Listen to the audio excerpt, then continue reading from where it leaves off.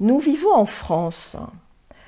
Dans les années 90, il y a un livre, excellent livre, qui a été écrit par des sociologues, une française et une hollandaise, Comment la naissance vient aux femmes. Et ce livre montrait vraiment comment, en France, il est dit, et pendant mes études de sage-femme, c'est ce que j'ai entendu, qu'on ne sait si tout est normal que après la naissance, et même 2 heures après. Voilà, donc en France, on part du constat que le pire peut arriver à n'importe quel moment. On ne peut savoir que 2 heures après la naissance. Alors, c'est vrai que quand on a cette idée-là dans la tête, bon, l'accouchement à la maison, c'est mort. Parce qu'il faut attendre 2 heures après. Donc, voilà. En Hollande, c'est complètement différent. On dit, la naissance, la grossesse, la naissance, c'est normal. Bon, quand c'est pas normal, on le sait par par le suivi. Et par contre, parfois, voilà, il y a des pathologies qui peuvent arriver et à ce moment-là, il y a une médecine d'urgence qui peut intervenir. En sachant que les urgences réelles, vitales, sont extrêmement rares et que c'est des urgences où qu'on soit, en fait, c'est des questions quand c'est des questions de secondes, de minutes, des fois, la médecine d'urgence ne fait pas mieux que la médecine, en tout cas dans le domaine des accouchements. Bon, après, j'ai eu des expériences qui m'ont confirmé un petit peu cette idée. Donc, en sachant que la grossesse est un phénomène complètement normal et que l'accouchement, si la femme est en bonne santé, que la grossesse s'est bien passée, et ne présente pas de pathologie, si le bébé est en bonne santé aussi, il y a infiniment peu de risques, si l'accouchement est normal, qu'il y ait un problème. Bon, le risque 0, ça n'existe pas, mais c'est vraiment hyper limité. Et que, par contre, quand on médicalise, on ne se rend pas compte, mais à chaque niveau de médicalisation, on peut entraîner des cascades d'intervention qui sont censés protéger les mères et les enfants, mais qui peuvent induire des pathologies aussi.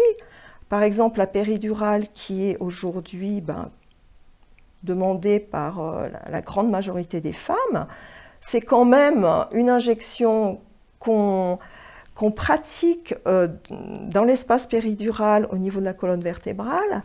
C'est des morphiniques, c'est pas rien quand même, on peut imaginez que ces morphiniques peuvent avoir une action sur la mère et aussi une action sur l'enfant parce qu'il y a toujours un petit peu qui passe dans le sang maternel et qui peut interférer sur l'enfant, rien qu'au niveau médical.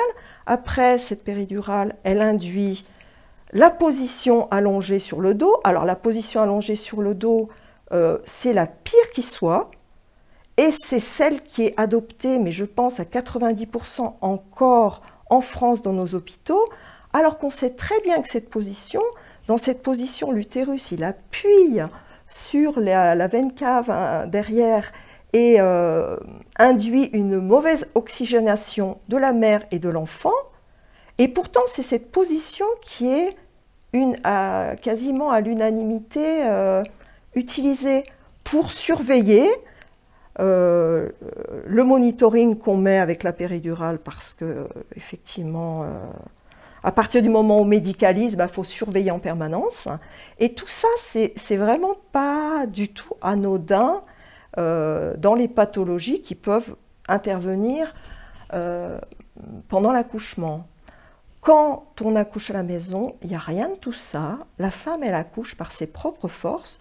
Bien sûr, c'est important que la sage-femme ou les sages-femmes aient suivi la femme pendant la grossesse, que ce soit bien sûr pour vérifier que tout est normal physiquement, mais aussi vérifier que que le couple est prêt, permettre d'échanger, permettre de créer un lien de confiance, parce que finalement la confiance c'est ce qui va être le plus important pendant l'accouchement.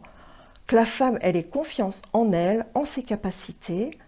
Et puis, bien sûr, la sage-femme, c'est un peu le garde-fou de vérifier qu'il n'y a pas de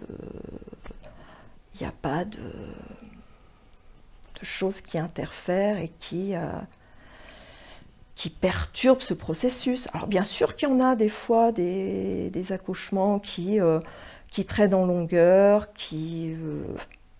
et la plupart du temps, quand les sages-femmes transfèrent les femmes, c'est pas urgent, c'est juste parce que ça traîne en longueur et qu'au bout d'un moment, les femmes sont fatiguées. Souvent d'ailleurs, c'est les femmes, les bébés, la plupart du temps, ils sont en pleine forme quand les femmes arrivent au moment en cas de transfert. Et bon, c'est plus les mères qui en peuvent plus, des fois aussi qui supportent plus la douleur.